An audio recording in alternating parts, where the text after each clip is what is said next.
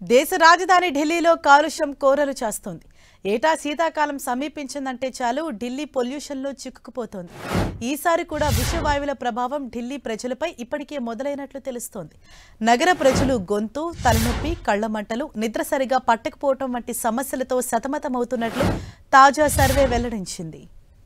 దీపావళి తర్వాత ఢిల్లీలో PM 2.5 సాంద్రత క్యూబిక్ మీటర్కు 488 మైక్రోగ్రాములకు పెరిగినట్లు కేంద్ర కాలుష్య నియంత్రణ మండలి తెలిపింది. గత 5 ఏళ్లలో ఇదే అత్యధికం. పండుగ రోజు రాత్రి, మరుసటి రోజు కాలుష్యం తీవ్రత అధికంగా ఉన్నట్లు నమోదైంది.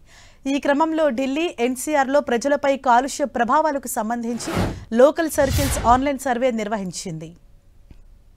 ఢిల్లీ, గురుగ్రామ్, నోయిడా, ఫరీదాబాద్, ఘజియాబాద్లకు చెందిన 44,000 కుటుంబాలు ఈ సర్వేలో పాల్గొన్నాయి.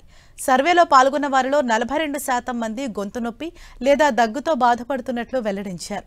తమ కుటుంబ సభ్యులు కళ్లమంట, తలనొప్పి, నిద్ర పట్టడం లేదని 25% మంది చెప్పారు. మరో 17% మంది శ్వాస తీసుకోవడంలో ఇబ్బంది లేదా ఆస్తమా తీవ్రంగా ఉందని పేర్కొన్నారు. కాలుష్యం కారణంగా బయటకు వెళ్లటాన్ని తగ్గించామని, రోగనిరోధక శక్తి పెంచే ఆహార పదార్థాలు, పానీయాలు తీసుకోవటం పెంచామని 44% కుటుంబాలు వెల్లడించాయి. వివిధ ఆరోగ్య సమస్యలతో వైద్యుని సంప్రదించామని ఢిల్లీ వాసులో 1/3 వెల్లడించారు. రాజధాని సహా సమీప ప్రాంతాల ప్రజలు విషపూరిత వాయువుల ప్రభావాన్ని ఇప్పటికే ఎదుర్కొంటున్నారని, కాలుష్య నియంత్రణకు ముమ్మర చర్యలు తీసుకోవాల్సిన అవసరం ఉందని లోకల్ సర్కిల్ సూచించింది.